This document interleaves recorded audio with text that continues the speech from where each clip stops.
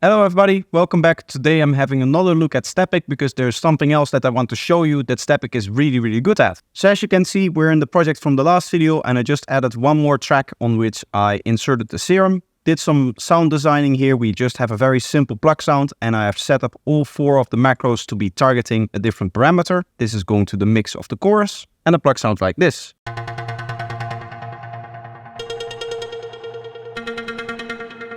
Now what I want to show you today is the polyrhythm capabilities of Stepic. For those that don't know, polyrhythms are when you have 2 rhythms that don't have the same length. So let's say if I were to make 2 clips, let's make one clip this long and then we'll make this clip this long. You can see that they don't align in timing.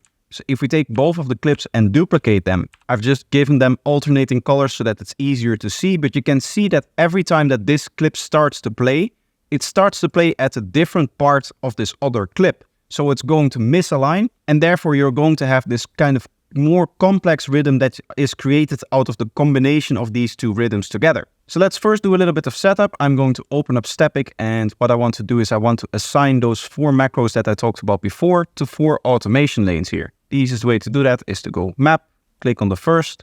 You have to reopen Stepic and turn off that mapping so that you can turn on next. And now you can verify that all 4 parameters have been mapped properly. So the first thing that I want to do is actually go back into the melody and we'll just quickly select like a nice scale here. Let's go for a major scale for this one. And what we'll do is we'll just generate a random melody here. I do want to start on the root note. I think that that's always a good thing.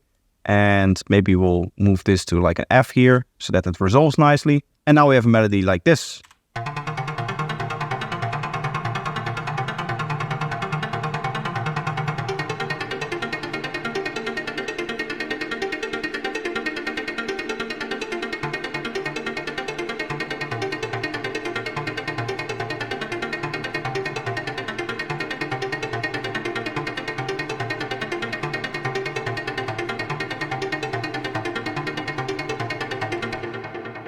Now, as you can see, we have our global steps amount, and we also have step amounts for each individual parts here. So for example, let's say that I want to be able to edit the length of all of the notes.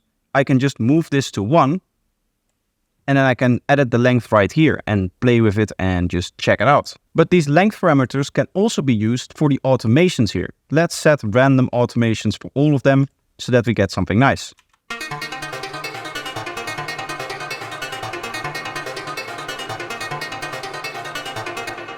You can hear that we still get the same repeating pattern. The magic is really going to happen when we start pushing these into lengths that are not in sync with each other. So let's do something like this.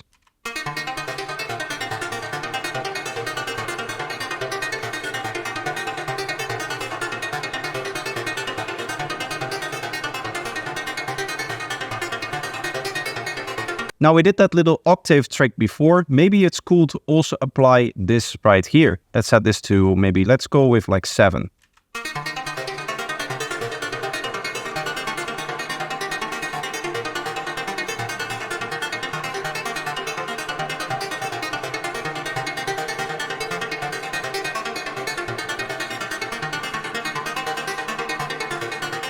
And you can hear that we have created this kind of morphing over time changing pattern. It's always kind of repeating in the sense that it's playing the same melody, but every time, because we're changing kind of where these lower octaves land and where different parts of the automation lands, you're going to have a slightly different sound. Now in psytrance, this is often not really useful because we tend to create patterns that are very repetitive to induce that kind of trance into the listener. But for something like ambience, this can be really useful. And obviously in psytrance, there are certain cases where it can be used. For example, if you're creating an ARP as a backing element in a break or something like that. But for main leads, this isn't really commonly done. Of course, experimentation is always where new ideas come from, so you could experiment with something like this within your psytrance tracks as well. Maybe not take it to the extreme in the sense that we have now 4 different automations, all with different lengths, and obviously they also differ in length with the octave. So we have kind of 5 changing factors on top of this melody. Maybe if you want to do something for a main lead in psytrance, you would go with maybe 1 or even 2, but in those cases I don't recommend making it too complex. So that's what I wanted to show today. I hope that this tip is helpful for you. Let me know if you liked it by leaving a like, and if you're new here, make sure that you're subscribed. But that's going to be it for today. I hope you enjoyed and hope to see you in the next one.